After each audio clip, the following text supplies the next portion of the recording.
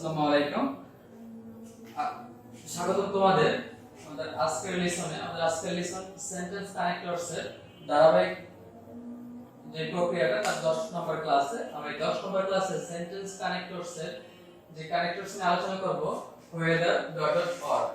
এই whether এবং or এই কানেক্টরস গুলো কোথায় ইউজ হয় বা কেমন ইউজ করতে হয়, কানেক্টর সম্পর্কে আমাদের পূর্বের ক্লাসগুলোতে বলা হয়েছে। তোমরা যারা পিছনের ক্লাসগুলো পড়ায় তার ডেসক্রিপশন বক্সে লিংক দেওয়া আছে, তারা অবশ্যই পিছনের ক্লাসগুলো দেখবা, তাহলে আশা করি ভালো করে বুঝতে পারবা।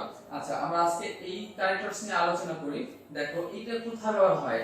আমরা যদি বাংলায় এরকম বলি এখানে আসবে কি আসবে না, করবে কি করবে না, ধনী কি দরিদ্র, হও বা না হও, তারপরে হবে কি হবে না, এই যেটা দ্বিধাদ্বন্দ্ব যেটা ব্যাপার স্যাপার থাকে, এই সব অর্থ প্রকাশ করতেই হচ্ছে আমাদের whether ডট ডট অর এর ব্যবহার সেন্টেন্স কানেক্টরস এ। আচ্ছা, আমরা একটু উদাহরণগুলোর দিকে তাকাই। দেখো এখানে আরেকটা ব্যাপার হচ্ছে, তুমি একটা জিনিস হবে অথবা না, তার একটা নেগেটিভ শব্দ কিন্তু আমাদের থাকতেই হবে। এই নেগেটিভ শব্দ থাকলে আমরা সাধারণত এই দুটো কানেক্টরস ইউজ করতে পারবো। দেখো আই ডোন্ট নো, আমি জানি না whether he comes or not, সে আসবে কি না। আমি জানি না সে আসবে কিনা। আমরা যখন বলি সে জানে, আমি জানি না সে আসবে কিনা, আমি জানি না সে করবে কিনা, আমি জানি না সে ঘুমাবে কিনা।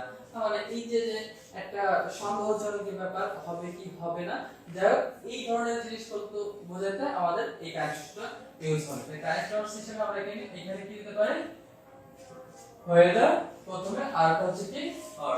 তোমরা আরেকটা জিনিস খেয়াল রাখবো, অনেক সময় এই দেখা গেল একটা বাক্যে দুইটা শূন্যস্থান না দিয়ে একটা শূন্যস্থান দিয়ে দেখা গেল অর দিয়ে দিয়েছে, এখানে কোনো গ্যাপ রাখছে, তাহলে সেই ক্ষেত্রে কিন্তু আমাদের অর থাকতে whether হবে। আবার দেখা গেল whether তে দিয়েছে অর এর জায়গায় গ্যাপ রাখছে, সেই ক্ষেত্রে আমাদের এখানে কি অরটা দিতে হবে পরেরটায়। ঠিক আছে, প্রথমটা আমরা whether এবং পরেরটা কি অর, এই কানেক্টরটা ইউজ করব। দেখো আই ডোন্ট নো, আমি জানি না, dash he reads dash not, আমি জানি না সে পড়ে কি পড়ে না। তাহলে আমরা কি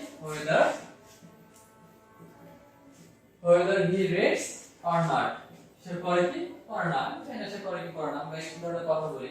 দেখো a nation reads dash poor depends on education, দেখো একটা জাতি ধনী কি বা দরিদ্র কি ডিপেন্ড করে তার কিসের উপর, তার শিক্ষার উপরে। দেখছো এই যে একটা নেগেটিভ ভাব, ঠিক আছে, এই নেগেটিভ ভাবগুলো কিন্তু আমাদের সাধারণত দেখো রিচ এবং পোর, ঠিক আছে, এই নেগেটিভ ভাবগুলো থাকলে আমরা এই ক্যারেক্টারস দুটো ইউজ করতে পারি, whether আর হচ্ছে কি অর। আচ্ছা, এরপরটা দেখো ইট ইজ অল সেম, আমার কাছে এটা সবই সমান, তুমি আমার কাছে সবই সমান, dash you agree to my proposal, তুমি আমার প্রপোজাল অ্যাকসেপ্ট করো অথবা না করো, ঠিক আছে, দুটোই আমার কাছে সমান। তাহলে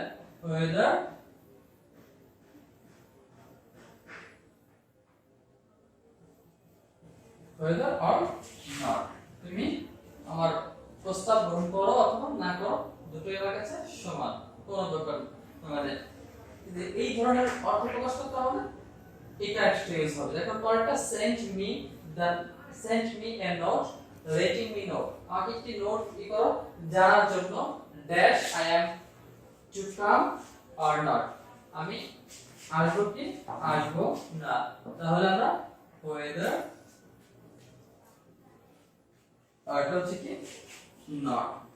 তাহলে দেখো এইটা আমরা কোথায় ব্যবহার করব, যেখানে আমাদের একটু সন্দেহ থাকবে, হবে কি হবে না, যাব কি যাব না, এই ব্যাপারটা। তাহলে আমাদের নেগেটিভ পজিটিভ যে ব্যাপারটা থাকে, তাহলে whether এবং কি অর, এই দুটো আমরা কানেক্টর ইউজ করতে পারি। তাহলে আসলে ক্লাসটা বোঝা গেছে। তোমরা বেশি বেশি প্র্যাকটিস করো, আর কোনো সমস্যা হলে অবশ্যই আমাদের কমেন্ট বক্সে জানাও, চেষ্টা করব তোমাদের সলিউশন দেওয়ার জন্য। আশা করি দেখা হবে আগামী ক্লাসে। আল্লাহ হাফেজ।